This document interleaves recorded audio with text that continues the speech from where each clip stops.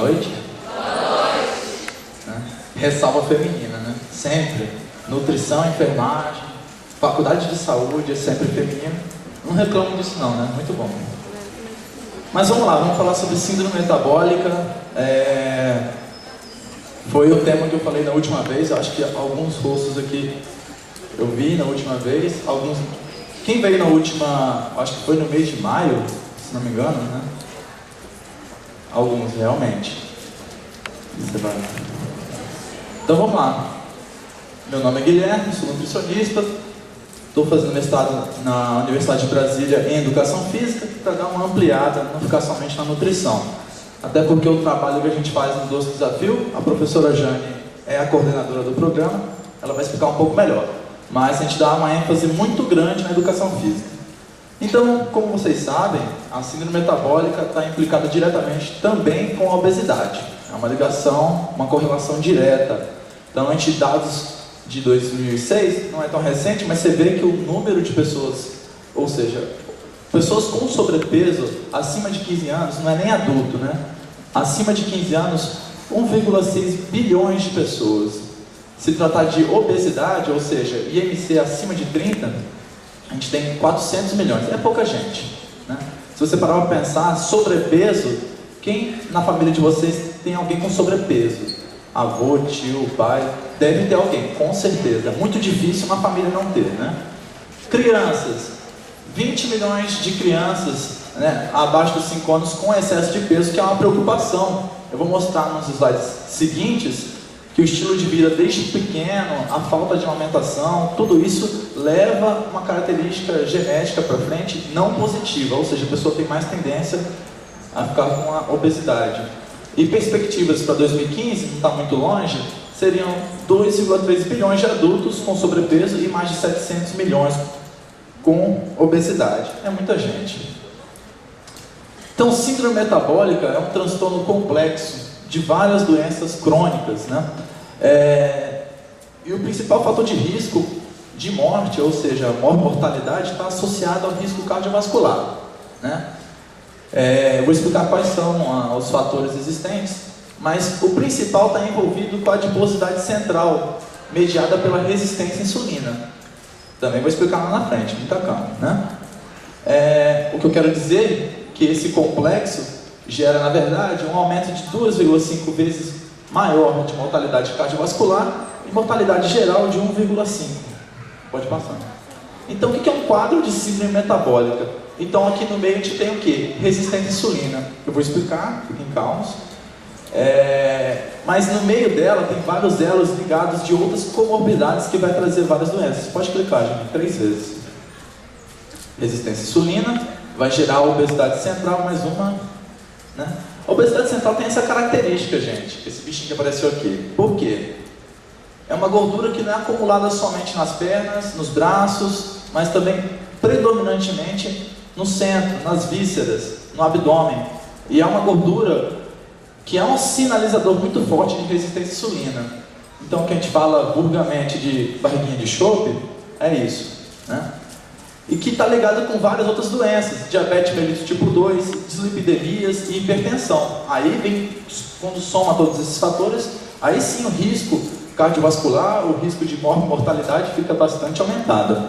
Então, temos vários fatores metabólicos envolvidos, por exemplo, glicemia de jejum acima de 110, é um fator de risco. Glicemia pós-prandial, ou seja, após a refeição, acima de 140 também é um forte sinalizador.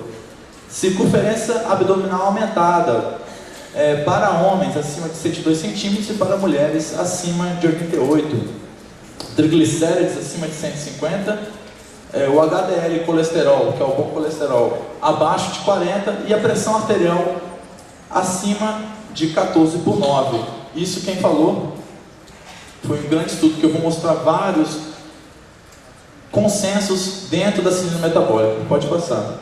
Então, a primeira diretriz formada no Brasil foram várias sociedades importantes, sociedades médicas brasileiras, que entraram num consenso sobre a síndrome metabólica. Então, foi a Sociedade Brasileira de Cardiologia, a de Endocrinologia e Metabologia, a SBD, Sociedade Brasileira de Diabetes, e a SBAN, que é também de estudo de obesidade. Pode passar.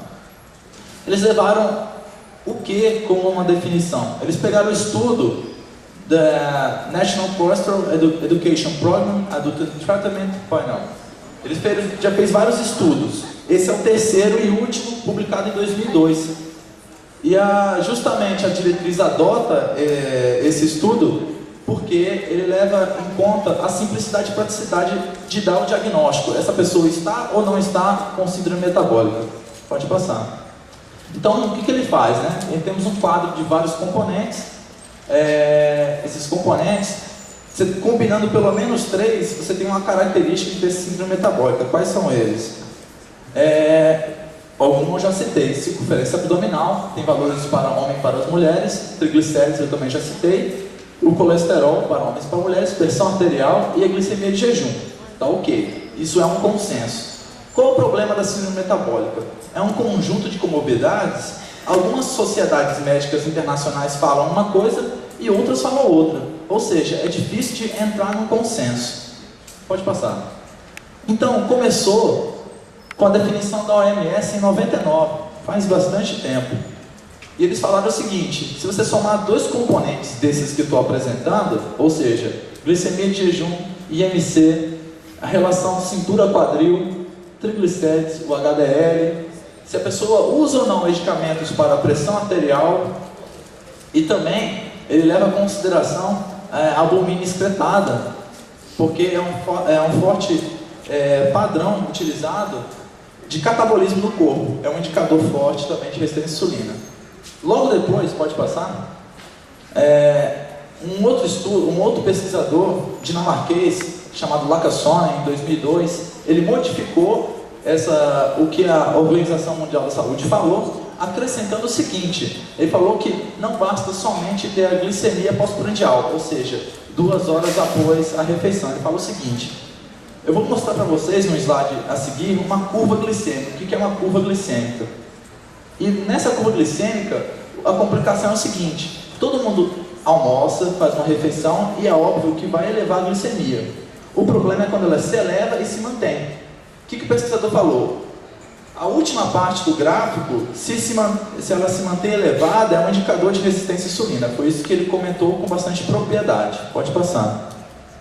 Aí veio evoluindo. Em 2006, a IDF, que é um dos maiores órgãos em diabetes do mundo, jogou outros valores para definir o que é síndrome metabólica. Ele colocou o seguinte: o interessante é que ele leva em conta a etnia para falar sobre circunferência da cintura. Por exemplo, não vai comparar o Guilherme, eu tenho uma estrutura longilínea, magra, com, por exemplo, um alemão. Um alemão tem uma outra característica corporal.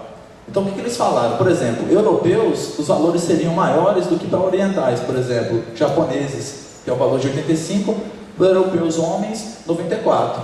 Né? Mulheres europeias, 80, e mulheres japonesas, 90. Aí eu fiquei meio questionando, mas se você perceber, realmente a mulher japonesa não tem cintura. Né?